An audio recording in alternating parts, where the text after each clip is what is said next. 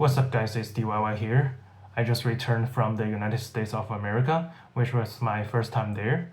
And as promised in the last video, today I'm gonna briefly summarize my honest first impression of my trip there as a Chinese guy. So here is a bit of my personal background, just to let you know that I did spend more than 10 years in Canada, so my point of view might be different from an average guy going straight from China to the United States. First of all, obviously I need to talk about which places I visited, since you know from my experience, different places have completely different style and vibes. My trip to the States was recently decided after a conversation with a friend at MIT. So we were doing undergrads together at University of Toronto, and she is currently in her last scheduled year of her PhD program. First, we visited Hawaii Big Island, and I went there straight from Calgary, and she departed from Boston, and after 4 nights on the island, we went to Boston. We originally planned to go to New York together, but even though it was Christmas and New Year time, her boss still asked her to work overnight every day on some projects. So in the end, I spent more time in Boston, and during the last weekend, I went to New York by myself and visited another buddy from high school who is currently working in Midtown Manhattan. To be honest, there is not too much to say about Hawaii Big Island. I mean, you go there expecting to get some good views, and I did get some good views. I took a lot of photos and really had a good time over there. So the reason we chose the Big Island over the capital or the main island is that my friend told me that the Big Island is more about the nature itself, whereas the capital of Hawaii is more on the modern society side. I mean, I had the chance to visit New York in the upcoming weeks, so the modern society vibe is just reserved for New York, and in Hawaii, I just wanted to enjoy the nature as much as I can. We visited Mauna Kea, you know, the place with more than 4,000 meters above sea level.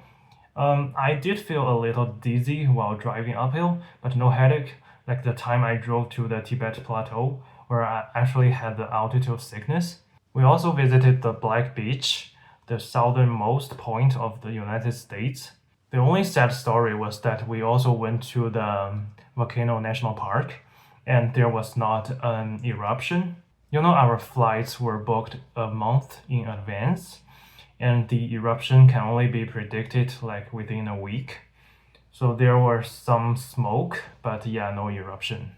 In the end, I really enjoyed the time on the island. It's like once in a lifetime experience. You cannot see similar stuff just around your backyard every day, so yeah, I really enjoyed it. After 4 nights on the Big Island, we went to Boston. It was not a direct flight, we transferred from Salt Lake City. So technically my first step on the mainland of United States was in Salt Lake City, but we didn't do anything other than breakfast at Burger King at the airport. So not much to say about that. When we actually arrived in Boston, my first impression was that this city is really old. The place I stayed was between MIT and Harvard in Cambridge. You know, there are a lot of old townhouses. I mean, they are still great, very stylish. The red bricks, very classic, and the sidewalk also in the same style. But in the end, I would say this is not my city. I wouldn't live there if I get the chance to choose. First of all, the city seems old and a bit crowded. And by crowded, I don't mean there are a lot of people, but I think the buildings are just very jacked with each other in a weird way. And also the traffic network is so weird, unlike New York Manhattan, if you know what I mean. Like the street blocks are perfectly square and perpendicular to each other, but in Boston, every intersection is not 90 degrees. There are not always 4 directions, like always 3 directions bumping into each other. And I also encountered this cross section with traffic lights that had like vehicles from 7 different directions. It just feels so messy, you know. And all the shopping malls, the movie theaters, they are all very outdated. Like they probably started operation at the beginning of the last century or whatever. So yeah, the first impression of Boston was very old and messy. I wouldn't live there. Also, I saw a lot of problem in the city that I really don't like. For example, the subway or the metro. There are lots of people trying to skip the fare, just following other people to avoid paying the ticket. I spent like 19 days there in Boston and I got followed 3 times in total. The people working there are just chilling and don't give a damn about those skippers. And also, the subway transfer instruction was not really clear. For some smaller stations, you have to figure out the direction you are going before entering the station because the opposite directions are not connected underground. And also, the first time I tried to transfer from the red line to orange line, I followed the sign but exited the gate, which means I had to pay a second time because the instruction was not that clear. And overall, the subway lines are pretty old, especially the red line and green line, I would say. I feel like they are at least a century old and they smell really bad. And during my stay in Boston, I also had a really unpleasant experience. So my friend has a pet dog. We were walking the dog around Harvard University, and this random old woman just came at us and started yelling, "Don't eat the dog. It's a good dog." Like, what the hell? So in general, I find it really common in North America, including Canada, that there are plenty of weird people, maybe on drugs, maybe mentally challenged, or maybe just racists. They would wandering around on the streets and yapping random stuff, sometimes late night. Like, it's really common, especially in bigger cities like Toronto. Also, I found another funny thing in Boston, which is also applicable to New York, that some of the groceries in a store are locked. So if you want to buy something, you have to push a button to call for help. I don't know how bad this is in the United States, but we always see those robbery kind of things in the news, and we call it the $0 shopping, which just refers to the frequent robbery of grocery stores in America. And there is also a phenomenon that I found very interesting, that most restaurants, no matter it's Japanese food, Korean food, Thai food, New York pizza, or Dunkin' Donuts, they are all operated by Latino people. It's new to me because their food are actually very on point, and I don't really know that the Latino ratio is that high in Boston or America. Not a bad thing, just it's very interesting to me. Like, I've never seen this many Latinos in my entire life. Also, the restaurant payment is kind of different in the USA for me. So in Canada, usually they would ask you to review your order and select the tip amount. Then you can tap your credit card yourself. But in America, they would just take your credit card first to pre-authorize, and later you use a PIN to write down the tip amount and leave. Then they would actually charge you. I feel like this is a very weird way, because what if they charge more than the amount you've written? It just didn't feel as comfortable. So some people on social media actually shared their experience, especially from the street food of New York. Like, they ordered a food for $10 and later found out that they were charged for $70.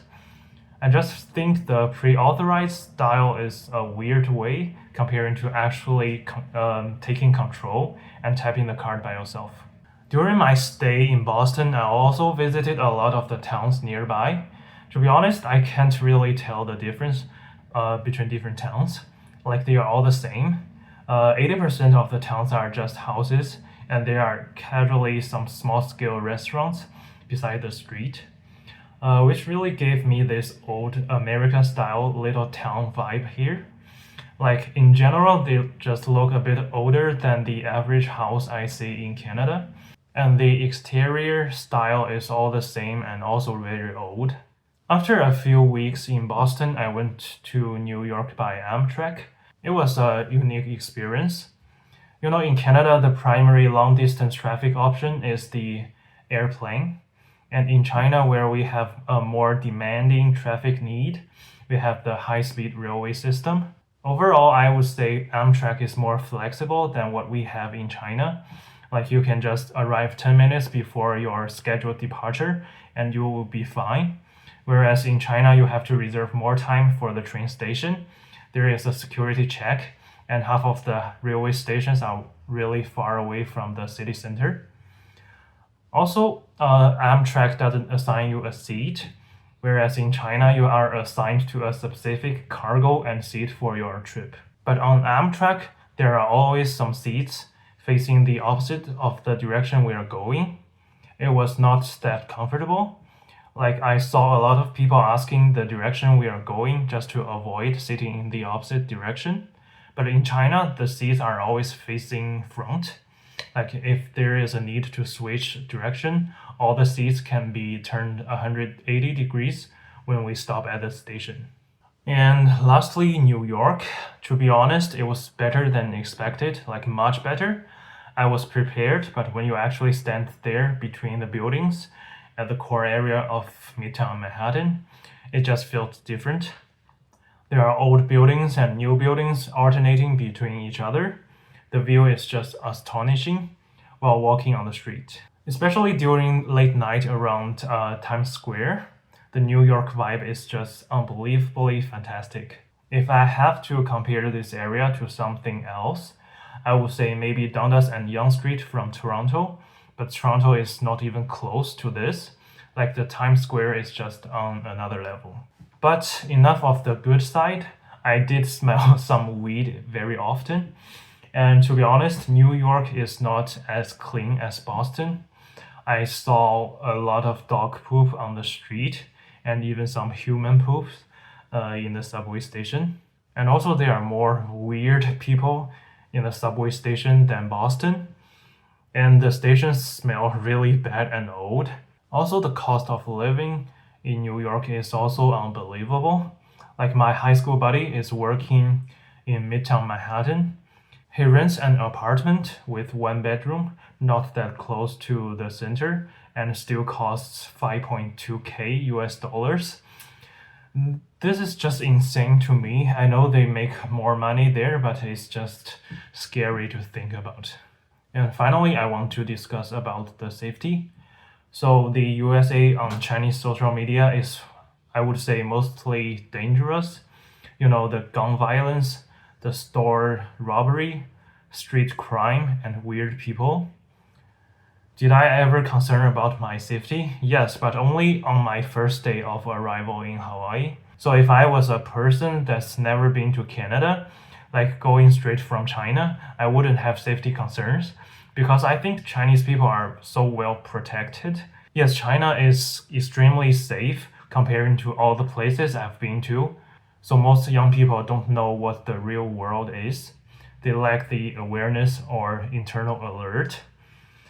Because I've lived in Canada for some time, I encountered weird people, had some crime happen to myself, so I know I should be aware. You know, after I arrived in Hawaii, my Airbnb was very far away.